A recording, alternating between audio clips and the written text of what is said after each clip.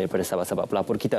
Seterusnya juga kita nak cakap berkenaan tentang isu yang menjadi perdebatan yang juga banyak dibincangkan oleh masyarakat, khususnya kepada pengguna-pengguna lebuh raya dan juga tujuan untuk kemudahan penggunaan lebuh raya dan bagaimana pembayaran secara digital ini memberikan suatu keselesaan dan juga memberikan wang kepada para pengguna untuk memilih apakah antara modus operandi ataupun pilihan pembayaran yang boleh digunakan untuk pemandu ataupun pengguna lebuh raya. Untuk bercakap lebih lanjut berkenaan topik ini, kita bersama dengan Tuan Azmi Hassan, juga merupakan Fellow Kanan Akademi Pendidikan Strategik Nusantara NASA. Assalamualaikum, selamat pagi, apa khabar Tuan? Waalaikumsalam, Ismail. Ya, terima kasih bersama dengan kami. Banyak didebatkan ataupun dibincangkan berkenaan tentang isu pembayaran secara digital ini. Kita sedia maklum buat ketika ini mempunyai 3 kaedah pembayaran yang utama, iaitu Touch and Go, Smart Tag dan juga RFID. Tetapi yang menjadi isu yang dibualkan dan juga dibincangkan adalah berkenaan tentang cadangan penggunaan RFID. Buat seketika ini, bagaimana Tuan Azmi melihat isu-isu pembayaran secara digital ataupun secara dalam talian ini adalah menuju kepada fasa penambahbaikan dan juga pemulihan sistem pembayaran dan juga sistem tol yang lebih baik di lebuh raya, Tuan? Ya, Ismail, kalau kita nak transisi daripada konsep apa yang dikatakan sistem pengangkutan pintar itu, maka kita perlu berpindah daripada Touch and Go ataupun Smart Tag kepada sekurang-kurangnya RFID. Kerana RFID itu dikatakan membolehkan kita menjurumus kepada sistem pengangkutan yang lebih efisien. Kalau Touch and Go, Smart Tag, laluan lorongnya adalah begitu terhad sekali. Satu kereta perlu dikatakan berada pada lorong tersebut. Tapi RFID umpamanya ianya boleh dikatakan tidak mempunyai lorong ataupun tidak mempunyai palang penghadang rupanya. Betul kata Ismail tadi bahawa terdapat banyak aduan. Ini adalah kerana kesilapannya bukan kerana pengguna, tetapi kesilapannya adalah sistem itu. Jadi bagi saya, pihak yang menjaga sistem itu perlu membaikinya, kerana mau tak mahu kita perlu berpindah daripada sistem yang sudah ada, Smart Tag, Touch and Go, kepada RFID, Ismail. Baik Tuan, kalau kita melihat kepada transisi perubahan yang berlaku, kalau sebelum ini pembayaran untuk tol adalah kita menggunakan kad dan kad itu perlu melakukan proses prabayar ataupun ditambah nilai terlebih dahulu sebelum boleh menggunakan dan juga sebelum boleh mengetipnya di plaza-plaza tol. Tetapi buat ketika ini apabila transisi itu berlaku, akaun itu boleh ditambah nilai melalui hubung kait ataupun link antara akaun yang dimiliki dan juga kaedah pembayaran tersebut. Jadi bagaimana kalau Tuan melihat perkara ini boleh merealisasikan usaha kita untuk melihat pembayaran secara fizikal itu dapat diterjemahkan kepada cashless transaction, Tuan? Ya, betul Ismail, bahawa sistem RFID itu dikatakan mempunyai sistem e-wallet.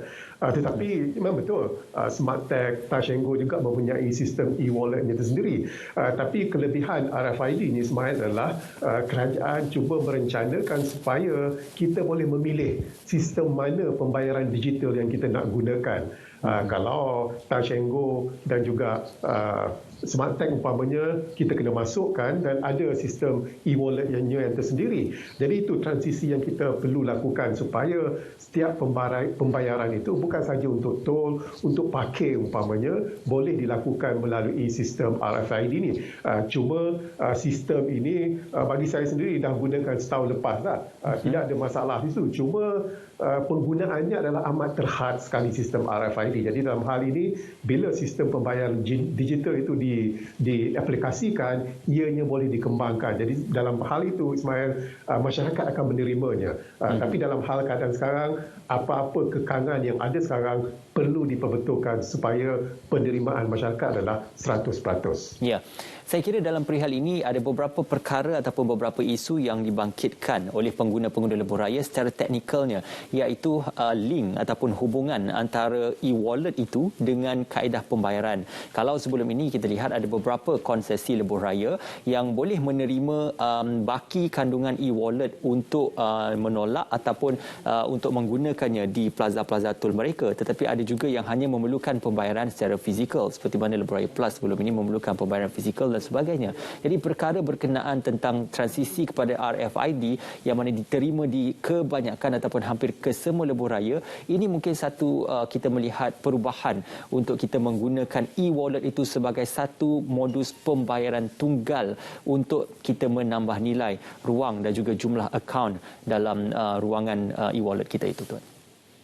Ya betul Ismail, bukan itu saja dikatakan manfaat sistem RFID yang cuba diperkenalkan. Kerajaan juga dikatakan mengutarakan satu cadangan supaya pengguna boleh memilih e-wallet mana yang mereka nak gunakan. Pada ketika ini hanya satu syarikat konsesi saja. Jadi itu yang dikatakan manfaat-manfaat yang boleh kita terima, kerana mau tak mau kita perlu menggunakan sistem yang lebih canggih sekali. Dan dalam banyak negara, kita ambil jiran kita Singapura ataupun kita ambil Indonesia saja, Ismail, bahawa mereka berjaya menggunakan RFID, dan di Singapura dianggap antara negara ASEAN yang mempunyai sistem pengangkutan pintar yang boleh dicontohi, dan mereka menggunakan sistem RFID di mana tak perlu ada palang, tak perlu ada lorong, cuma terus kita pun tak sedar bila e-wallet kita ditolak daripada jumlah yang diperlukan. Jadi itu yang perlu diperbetulkan terlebih dahulu. Kerana bagi saya stigma hari pertama berlaku kekecohan itu dikatakan adalah sesuatu yang tidak diundang, tetapi mungkin sesuatu yang disangka, Ismail. Tuan Azmi, sudah pastinya objektif utama untuk kita menggunakan kaedah pembayaran tanpa tunai, cashless transaction ataupun pembayaran secara digital ini tanpa menggunakan juru tol, untuk memastikan tidak berlakunya kesesakan di plaza-plaza tol. Tetapi kalau sekiranya kaedah itu menyebabkan kesesakan ataupun ada beberapa kereta yang terpaksa menantikan kerosakan dan juga kesilapan teknikal yang berlaku, maka ia defeat the purpose, dan ini juga turut menyebabkan kerosakan yang lain dan juga kesesakan yang lain pula berlaku. Jadi bagaimana pandangan Tuan Azmi melihatkan kepada ada cadangan untuk menggunakan kad debit dan juga kad kredit sebagai antara modus pembayaran untuk digunakan di plaza-plaza tol? Ya Ismail, apa yang berlaku pada hari pertama itu adalah kerana terlalu banyak kereta yang menggunakan lorong RFID, dan itu hanyalah dikatakan masalah teknikal yang bagi saya boleh dibetulkan. Cuma semasa ujian setahun, 2 tahun sebelum ini tak banyak kenderaan yang menggunakannya. Tapi bagi saya dalam masa setahun saya gunakan RFID, tak ada masalah. Bukan masalah tak dapat dikatakan dikesan ataupun masalah untuk akses e-wallet saya, memang tak ada masalah. Cuma masalahnya sekarang pada hari pertama terlampau banyak yang gunakan lorong RFID. Jadi perkara ini walaupun ianya teknikal, ianya boleh dibetulkan, boleh diperbaiki, kerana banyak negara sudah dikatakan melaksanakan sistem dikatakan pembayaran digital ini. Jadi apa pun adalah ianya perlu dibetulkan supaya rakyat pengguna dapat menerimanya dengan hati terbuka. Dan kerajaan juga telah menyatakan bahawa sistem pembayaran e-wallet itu akan dibuka. Maknanya kita nak pakai credit card ke debit card ataupun apa-apa sistem yang kita ada, kita boleh gunakan. Jadi itulah sesuatu yang ke arah yang boleh menarik pengguna-pengguna, Ismail. Persoalan juga selain daripada untuk kita melihat tentang isu bagaimana menggunakan akaun e-wallet ataupun akaun debit ataupun kredit itu, ada juga yang membangkitkan persoalan berkenaan perlukah untuk kita menambah bilangan plaza tol ataupun untuk kita menambah bilangan booth tol tersebut, dan juga perlukah kita masih lagi menggunakan khidmat juru tol sekiranya berlaku beberapa lakunan ataupun sekiranya berlaku beberapa kesilapan teknikal yang boleh melambatkan pergerakan trafik, tuan.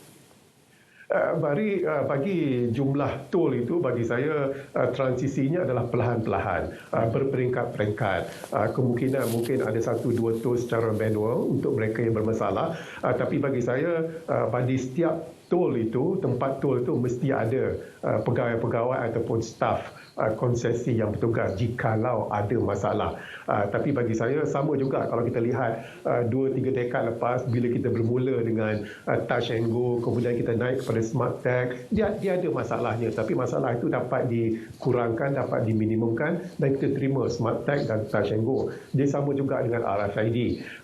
Berperingkat-peringkat isunya adalah, dan yang paling terbaiknya adalah Ismail, adalah di mana tiada lagi lorong spesifik, tiada lagi penghalang. Maknanya duit ataupun tol itu akan ditolak secara automatik dan kita pun tak sedar bila ditolak. Itu adalah yang terbaiknya, di mana tak perlu ada petugas lagi dalam perkara ini. Cuma satu perkara lah, Ismail, ramai yang berungut bahawa harga tag RFID itu terlampau mahal. Memang mahal. Itu satu perkara yang perlu dilihat, Ismail. Okey, dalam perihal kepada rasional kepada harga itu, saya kira dahulunya ataupun 2 tahun dalam tempoh 2 tahun ini RFID itu diberikan secara percuma dan juga ada kempen-kempen untuk memberikan RFID untuk pergi ke stesen-stesen minyak ataupun ke pusat-pusat RFID. Jadi apakah sudah tiba masanya untuk mungkin harga itu dikurangkan atau kembali diberikan secara percuma seperti sebelum ini untuk kembali menggalakkan penyertaan dan juga penerimaan pengguna-pengguna dan juga masyarakat kepada sistem RFID? Ya, bagus cadangan Ismail itu. Daripada percuma ke RM30 itu adalah lonjakan yang terlampau tinggi sangat. Kalaulah RM10 itu boleh diterima sedikit. Tapi seperti yang Ismail kata, kalau daripada percuma 2 tahun lepas dan dipercumakan pada ketika ini sebagai galakan untuk mereka menggunakan RFID adalah itu satu perkara yang bagus. Kerana pada ketika ini ramai yang berungut. Kalau mereka ada 2-3 kereta, mereka kena pasang 2-3 RFID. Kalau menggunakan smart tag umpamanya, Tashenggu perlu satu saja, boleh bertukar-tukar. Jadi sebab itu saya katakan diberikan percuma kerana manfaatnya adalah ramai yang akan menggunakan dan syarikat konsesi yang mempunyai RFID itu akan mendapat keuntungan daripada ramai pengguna. Jadi itu yang perlu dilakukan dan perlu difikirkan, Ismail. Ya, Tuan Azmi, saya kira kita adalah pengguna RFID buat ketika ini. Kalau kita sedia maklum untuk menggunakannya, yang pertama perlu untuk mendaftarkan profil peribadi seperti mana nama penuh, kad pengenalan, alamat dan sebagainya serta nombor pendaftaran kenderaan dan juga nombor kenderaan itu dikeluarkan atau tahun kenderaan itu dikeluarkan. Dan ini perkara-perkara yang penting. Sudah pasti itu adalah isu berkenaan maklumat yang diambil oleh pihak RFID. Tetapi isu yang keduanya adalah berkenaan tentang penggunaan pelekat itu, yang mana adalah pelekat sekali guna. Apabila sudah digunakan, apabila ditanggalkan balik, tidak boleh untuk digunakan kembali. Jadi, apakah perkara ini memerlukan penambahbaikan untuk melihat pelekat itu boleh digunakan kembali untuk pemilik yang sama dengan kenderaan yang berbeza, Tuan? Perkara yang amat dikatakan susah dilakukan kerana dari segi teknikalnya street itu adalah sensitif. Kalau boleh dialih-alihkan, dikatakan apa yang dikatakan sekit dia akan rosak kerana dia perlu dilekatkan pada kenderaan cermin ataupun lampu. Jadi dalam hal ini kalau diberikan secara percuma, bagi saya isu ini tidak akan timbul. Sebab itu dikatakan ianya perlu diberikan secara percuma supaya pemilik kenderaan boleh menggunakannya. Tapi yang paling penting adalah pengguna-pengguna yang jarang menggunakan lebuh raya.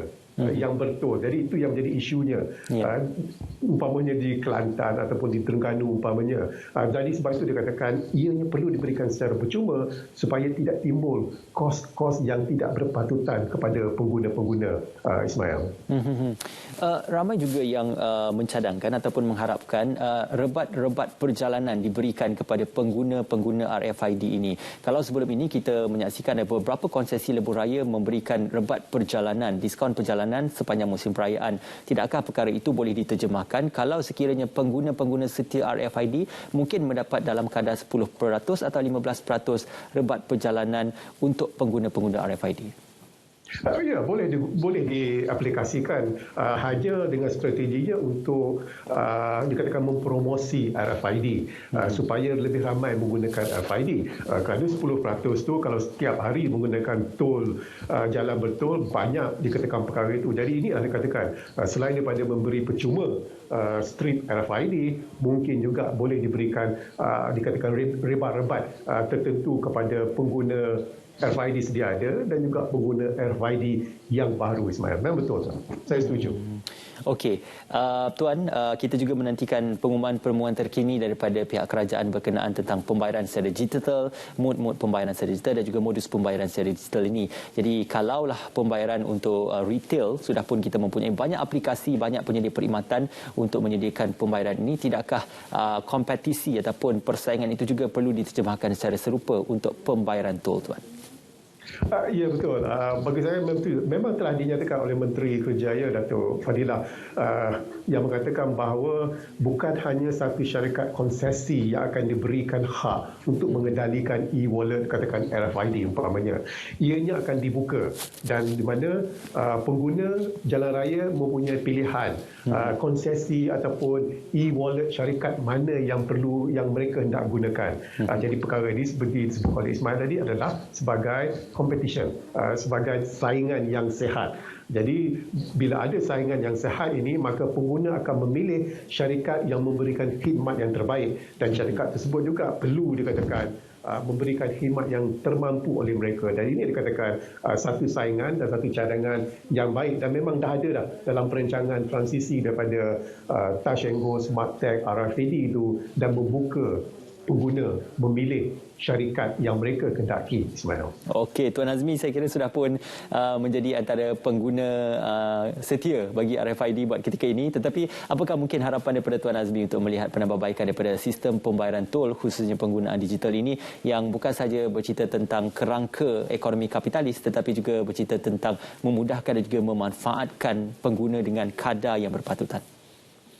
Ya, Ismail, memang apa yang dikatakan bahawa sensor ataupun pengesahan RFID itu agak lambat berbanding dengan Smart Tag ataupun Touch 'n Go. Tapi saya sebagai pengguna sanggup dikatakan berkorban dalam perkara ini kerana menantikan sistem pengangkutan kita lebih menjadi pintar, di mana tiada palang lagi, tiada lagi lorong hal. Jadi pada itu saya sanggup berkorban dalam perkara itu sebagai pengguna RFID. Tapi ketika ini, Ismail, pengguna RFID tak ramai lagi. Jadi bagi saya seronok memakai RFID. Bila dirorong, jarang ada kereta di belakang saya. Jadi itu kebaikan RFID pada ketika itu. Okey, insya-Allah dari semasa ke semasa kita akan terus menggalakkan masyarakat untuk berubah dan juga berevolusi pembayaran secara digital. Terima kasih kepada Tuan Azmi kerana bersama dengan kami pada pagi ini. Insya-Allah kita akan terus saja mempromosikan agenda terkini dan juga agenda nasional pihak kerajaan untuk memudahkan urusan pengguna lebuh raya, khususnya pengguna talian digital ini. Terima kasih Tuan Azmi. Baik, kita nak ke cerita pagi Selangor.